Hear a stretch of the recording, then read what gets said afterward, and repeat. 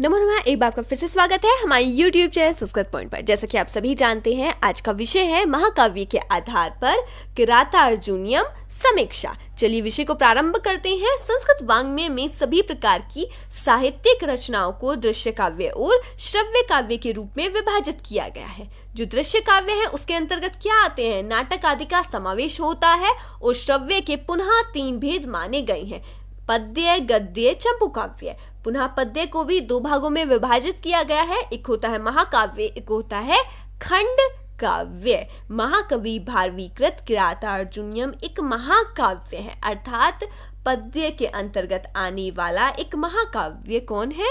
किरातार्जुनीयम है। चलिए आगे ध्यान देते हैं। विचित्र मार्ग अथवा कलावाद का प्रवर्तन करने वाले इस महाकाव्य में 18 सर्ग हैं। संस्कृत साहित्य के लक्षण ग्रंथों अग्निपुराण, काव्यदर्श, साहित्य दर्पण, काव्य अलंकार तथा सरस्वती कंठाभरण आदि में महाकाव्य की विस्तृत परिभाषा दी गई है। देखिए, पहले हम बात करेंगे कि आखिरकार महाकाव्य के लक्षण क्या हैं। चलिए महाकाव्य के लक्षण देखते हैं, क्योंकि हमें क्या करना है? महाकाव्य के आधार पर समीक्षा करनी है। देखिए, महाकवि दंडी के काव्यदर्श के अनुसार महाकाव्य के लक्षण निम्नलिखित हैं।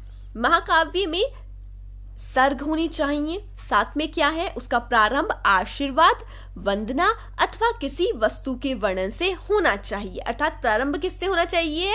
मंगलाचरण से होना चाहिए। कैसा? या तो आशीर्वादात्मक हो, या फिर वस्तु निर्देशात्मक हो, या फिर वंदना से युक्त हो। अर्थात हम उसमें क्या कर रहे हो? किसी की वंदना कर रहे हो। चलिए आगे ध्यान देते हैं। उसका फल धर्म, अर्थ, काम और मोक्ष रूपी चतुर्वर्ग की प्राप्ति में निहित हो। आगे क्या कहा गया है?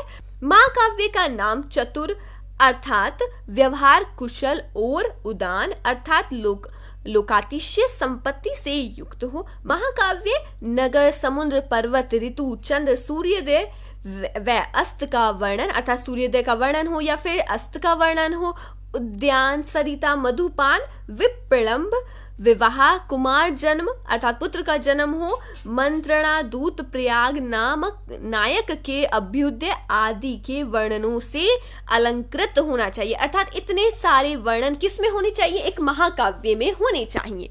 आगे उसमें रस और भावों का निरंतर संचरण हो, लगातार उसमें रस भी हो और भाव भी हो। उसके सर्ग अधिक विस्तीर्ण नहीं होने चाहिए। सर्ग तो बहुत सारे होने चाहिए, परंतु वह विस्तृण नहीं होने चाहिए। उसमें मुख, प्रतिमुख आदि संधियों का समावेश होना चाहिए। कितनी संधियां हैं? 5 संधियां। तो सभी का क्या है? समावेश होना चाहिए। महाकाव्य के अंत में छंद बदला जाए, अच्छे अलंकारों का मिश्रण हो। इस प्रकार का काव्य लोकरंजक तथा चिरंजीवी होता है, ऐसा कहा गया है। अब हम ध्यान देते हैं समीक्षा पर। देखिए, हमने ध्यान दे लिया कि महाकाव्य के लक्षण कैसे होते हैं। अब उसी के अनुसार हम ध्यान देंगे कि समीक्षा कैसे कर रहे हैं। महाकवि भारवी विरचित किरातार्जुनीयम महाकाव्यों के इतिहास में प्रसिद्ध संस्कृत महाकाव्य है। किरातार्जुनीयम महाकाव्य में महाकाव्यों के अनेक बिंदुओं पर कवि ने ध्यान रखते हुए काव्य सर्जन किया है। विचित्र मार्ग का प्रवर्तन करने वाले इस महाकाव्य में 18 सर्ग हैं। इसका कथानक महाभारत के वन पर्व से लिया गया है। महाकाव्य के समस्त गुणों से युक्त किरातार्जुनीयम का मुख्य रस वीर रस है तथा श्रृंगार व शांत गौण रस है। महाकाव्य के आधार पर किरातार्जुनीयम की समीक्षा कुछ इस प्रकार है। देखिए, यहाँ ऊपर परिचय बता दिया गया है शॉर्टकट में। अब हम डीपली ध्यान देंगे। सबसे पहले ध्यान देंगे सर्ग। महाकाव्य का विषय सर्गों की सीमा द्वारा बद्ध एवं विभक्त होता है। महाकवि भारवीकृत किरातार्जुनीयम महाकाव्य 18 सर्गों में विभक्त है। जिस प्रकार एक महाकाव्य के सर्ग अधिक विस्तृत नहीं होने चाहिए, उसी प्रकार किरातार्जुनीयम महाकाव्य के सर्ग भी अधिक विस्तृत नहीं है। अतः इस प्रकार महाकवि भारवीकृत किरातार्जुनीयम नामक महाकाव्य के सर्ग में विभक्त हो, इस गुण से सुसज्जित है। जो क्या है उनका कहते हैं कि महाकाव्य में जो सर्ग है वह सर्गों में विभक्त हो और इस गुण से क्या है? महाकवि भारवी का जो काव्य है वह सुसज्जित है। आगे ध्यान देते हैं मंगलाचरण पर। मंगलाचरण, महाकाव्य का प्रारंभ मंगलाचरण से होना चाहिए। मंगलाचरण 3 प्रकार का होता है, आशीर्वादात्मक, वंदना तथा किसी वस्तु के वर्णन से महाकाव्य का प्रारंभ होना। देखिए 3 प्रकार का है, आशीर्वादात्मक कह सकते हैं, एक दूसरा होता है वस्तु निर्देशात्मक होता है, और एक जिसमें हम वंदना करते हैं वह होता है। ठीक है, किराता अर्जुनीयम महाकाव्य का प्रारंभ किसी वस्तु के वर्णन से होता है, अर्थात इसमें क्या है, वस्तु निर्देशात्मक मंगलाचरण है, जिसमें यह बताया जाता है कि कुरु देश के स्वामी दुर्योधन का प्रजा के प्रति राजलक्ष्मी पालन का व्यवहार जानने के लिए युधिष्ठिर ने एक वनीचर को नियुक्त किया था। वह जो वनीचर है, कैसा है वनीचर, ब्रह्मचारी वेशधारी तथा दुर्योधन के वृतांत का ज्ञाता वनीचर द्वैत वन में युधिष्ठिर के पास सूचना लेकर आया है। यहाँ से काव्य का प्रारंभ होता है, महाकाव्य का प्रारंभ होता है। क्या है कि एक दूत है, वह सूचना लेकर के आया है, और वह दूत कौन है, वनीचर कौन है, जिसे युधिष्ठिर ने जो दुर्योधन है उनके व्यवहार को जानने के लिए, उन पर नजर रखने के लिए नियुक्त किया था। और कैसा वेशधारी है, वह ब्रह्मचारी वेशधारी है।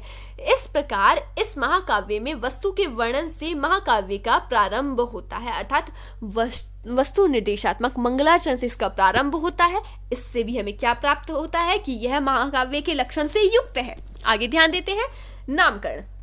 देखिए नामकरण में क्या है, महाकाव्य का नाम जो है वह चतुर अर्थात व्यवहार कुशल और उदान अर्थात लोकातिशय संपत्ति से युक्त हो। किराता अर्जुनीयम महाकाव्य का नामकरण किरात वेशधारी शिव तथा अर्जुन के युद्ध की घटना को आधार मानकर किया गया है, अतः यह व्यवहार कुशल है। किराता अर्जुनीयम, किरात भगवान शिव और अर्जुनीयम अर्थात अर्जुन, तो ये क्या है, एक व्यवहार कुशल है। नामकरण भी महाकाव्य का। चलिए आगे ध्यान देते हैं, नायक। महाकाव्य का नायक कोई देवता या उत्तम वंश में उत्पन्न कोई क्षत्रिय होता है। वह धीरोदात्त प्रकृति का होता है। नायक एक वंश के अनेक राजा भी हो सकते हैं, जैसा रघुवंश में है, बहुत सारे राजा हैं एक ही वंश के। प्रस्तुत किराता अर्जुनीयम महाकाव्य का नायक उत्तम वंश में उत्पन्न क्षत्रिय वीर अर्जुन है, जिसमें एक उत्तम महाकाव्य के नायक के समस्त गुण है। चलिए आगे ध्यान देते हैं, कथा वस्तु, अर्थात इससे भी यह है क्या है, महाकाव्य के अंतर्गत बहुत अच्छे से सेट हो रहा है। कथा वस्तु पर ध्यान दें। महाकाव्य की कथा वस्तु नाटक के समान ऐतिहासिक घटनाओं या किसी सज्जन के जीवन वृत्त से संबंधित होती है। प्रस्तुत किराता अर्जुनीयम का कथानक भी विश्व प्रसिद्ध एवं ऐतिहासिक है। यह महाभारत की वन पर्व से लिया गया है। ऐसा क्या है, इसकी कथा वस्तु है, तो ये भी क्या है, जो बहुत ही क्या है, ऐतिहासिक है, इसलिए यह भी बिल्कुल व्यवहार कुशल बैठ रहा है। ठीक है, आगे ध्यान देते हैं रस पर। महाकाव्य में प्रधान रस श्रृंगार वीर या शांत रस होता है और अन्य रस उसके सहायक होते हैं। किराता अर्जुनीयम नामक जो हमारा महाकाव्य है उसका प्रधान रस वीर रस है तथा श्रृंगार व शांत गौण रस है। गौण रस अर्थात जो सहायक रस होते हैं, बहुत थोड़े होते हैं। ठीक है, अतः महाकवि भारवी ने महाकाव्य के सभी गुणों से इस किराता अर्जुनीयम नामक महाकाव्य को सुसज्जित किया है। चलिए आगे ध्यान देते हैं, कृति चित्रण। महाकाव्य में समुद्र पर्वत ऋतु चंद्र सूर्य के उदय व अस्त का वर्णन, यह हमने भी देखा था कि सूर्य उदय का वर्णन हो या फिर सूर्यास्त का वर्णन हो, चंद्रोदय का वर्णन हो अथवा चंद्र के अस्त होने का अर्थात सूर्योदय का वर्णन हो, उद्यान सरिता मधुपान आदि अनेक वर्णन किए जाना चाहिए। ऐसा किसमें होनी चाहिए, महाकाव्य में होनी चाहिए।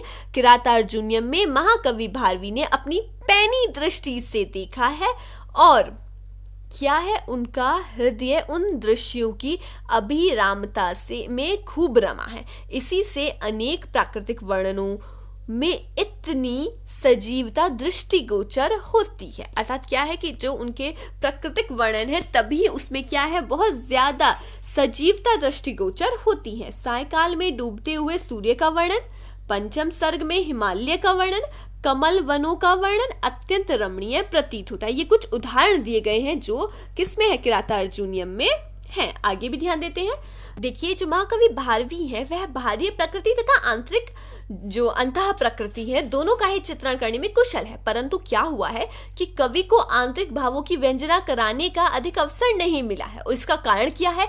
इसका कारण यह है कि उनके महाकाव्य की जो कथा वस्तु है वह अर्जुन की पाशुपत्र जो अस्त्र है उसकी प्राप्ति से संबंध रखती है, उनके समग्र जीवन से नहीं। अतः भारवी कृत किरातार्जुनीयम का प्रकृति चित्रण भी रमणीय है, ऐसा हम कह सकते हैं। अब ध्यान दें भाषा पर। देखिए, भारवी जो महाकवि भारवी है उनका भाषा पर पूर्ण अधिकार है। भाषा को भावानुकूल अभिव्यक्ति देने में महाकवि भारवी पूर्ण निपुण है। महाकवि भारवी की रचना में वर्णनात्मक तथा नित्यात्मक ओज की प्रधानता है। देखिए, हमेशा याद रखिए, जो यहाँ पे भारवी लिखा गया है ये गलत है। महाकवि भारवी, आप एक कवि का नाम लें तो महाकवि पहले लगाएं, क्योंकि वो तो कवि भी इतने महान है तो हमें उन्हें सम्मान देना उचित है। हमारे द्वारा जो सम्मान मिले उन्हें वह उचित है, तो महाकवि भारवी ही कहेंगे हम। महाकवि भारवी की रचना में क्या है? वर्णनात्मक तथा नित्यात्मक ओज की प्रधानता है। काव्य की एक नवीन शैली का सर्जन करने के लिए महाकवि भारवी प्रबंध काव्यों की विकास मुक्तावली के सुमेरु कहे जा सकते हैं। महाकाव्य किरातार्जुनीयम में पांचाली रीति तथा ओज गुण की प्रधानता है जो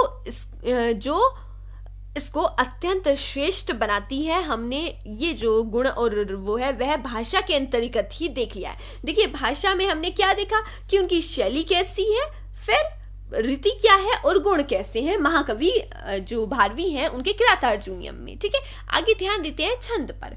देखिए, महाकाव्य के एक सर्ग में प्राय एक ही छंद का प्रयोग होता है और सर्ग का जब अंत होता है उसमें छंद बदला जाता है, मतलब बदल दिया जाता है। किरातार्जुनीयम के प्रथम सर्ग में वंशस्थ छंद का प्रयोग है, वंशस्थ नामक छंद का प्रयोग है तथा अंतिम श्लोक का छंद बदल दिया जाता है। महाकवि भारवी ने किरातार्जुनीयम में 12 छंदों का आश्रय लिया है। यदि पूछा जाए कितने छंद है कुल, तो 12 जो छंद है वह महाकवि भारवी कृत किरातार्जुनीयम में है। काव्य में उपमा रूपक उत्प्रेक्षा समासोक्ति निदर्शन यमक श्लेष आदि अलंकारों का सद्भाव है। अतः इस प्रकार महाकाव्य के सभी गुणों का ध्यान रखकर महाकवि भारवी ने किरातार्जुनीयम को अपनी पारस लेखनी से रचित किया है। चलिए आगे ध्यान देते हैं पुरुषार्थ चातुष्टय प्राप्ति।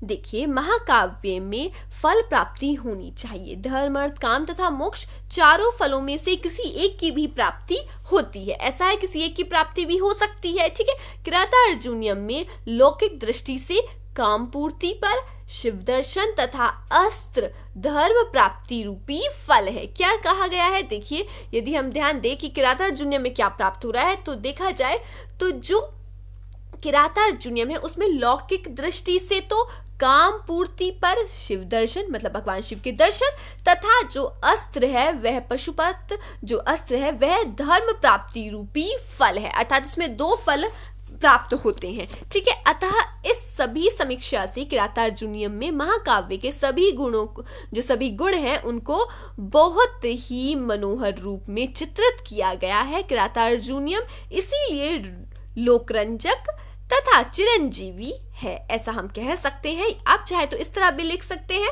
अतः सिद्ध होता है कि किरातार्जुनीयम महाकाव्य के सभी गुणों से सुसज्जित है।